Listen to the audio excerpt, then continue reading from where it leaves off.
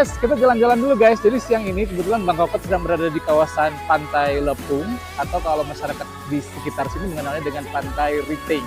Dan di hadapan kita saat ini ada dua bukit, ya, ada dua bukit. Dan sebenarnya sekilas ini seperti bukit biasa aja, sebenarnya nggak ngaruh gitu ya. Ini bukit apaan sih? Tapi sebenarnya bagi kebencanaan dunia, bagi pengetahuan kebencanaan dunia, bukit ini menjadi bukit yang cukup penting guys. Kenapa penting? Karena dari dua bukit inilah ketinggian tsunami berhasil diukur oleh ilmuwan dan ahli.